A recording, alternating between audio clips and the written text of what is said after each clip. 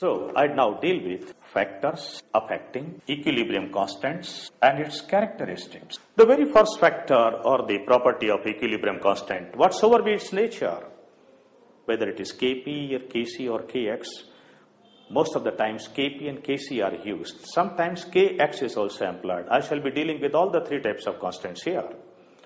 The first factor is temperature, a very, very important thing.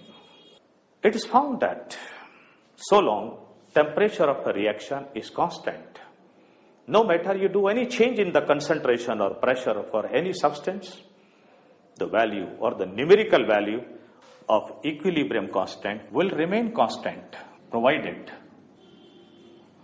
temperature of equilibrium is constant. Let me pose a question here. Suppose we are carrying out a reaction H2 plus I2 equal to 2HI, a gaseous reaction in a closed vessel. At some temperature, say 700 Kelvin temperature, the value of Kc is something, say 57.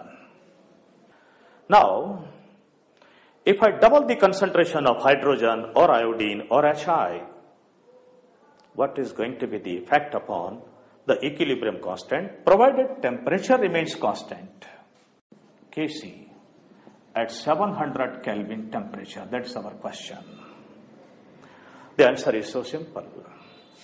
Since equilibrium constant depends upon temperature, it doesn't depend upon the concentration of the reactant or the product or the pressure of the reactant or the product. Therefore, you make the concentration double or triple or any times increase or decrease, the value of Kc will remain 57 because temperature is 700 Kelvin. It's not going to be changed.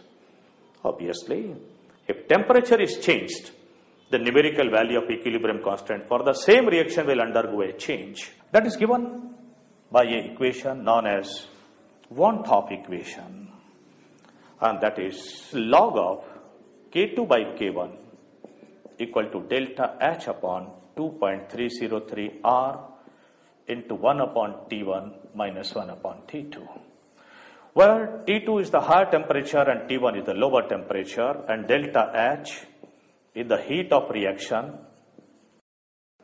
in the temperature range from T1 to T2. Mind it, the temperature range shouldn't be very large, otherwise delta H it can't supposed to remain constant. So for a small temperature range, when delta H is taken to be constant, if we have equilibrium constant for a reaction at lower temperature T1 as K1, then its value at a higher temperature T2 as K2 can be calculated, or vice versa, provided we have the data for all the parameters given over here. One very important point to be noted is, while using this equation, what will be the value of R that you will substitute? R is known as molar gas constant. The values of R are different in different units. The value of R to be substituted, value of R is equal to 2 calories. R is also equal to 8.314 joules, mole inverse, Kelvin inverse, like that. So which value will be substituting here while solving the numerical problem? The answer is very simple. It depends upon the unit of delta H. If delta H is given in terms of joules, you will put down the value of R in terms of joules. If it is given in terms of calorie, you will put down the value of R in terms of calorie. So I write here, the value of R will be in the unit of delta H. So R may be calories, 2 calories, or 2 into 10 to the power minus 3 kilocalories if delta H is given in terms of calories or kilocalories, otherwise in terms of joules or kilojoules, as the case may be. So once we know these things, the effect of temperature can be discussed. The next thing is, it's clear from this equation that if delta H is positive, this thing happens for endothermic reaction. Then on increasing temperature, the value of K will increase.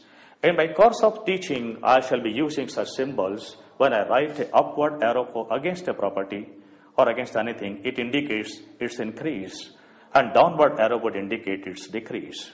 So for endothermic reaction where delta H is positive, when temperature increases, K will increase. And for exothermic reaction, where delta H is a negative quantity, obviously on increasing temperature, the value of equilibrium constant will decrease. So that way we can decide what will be the fate of equilibrium constant on increasing or decreasing temperature for the given reaction.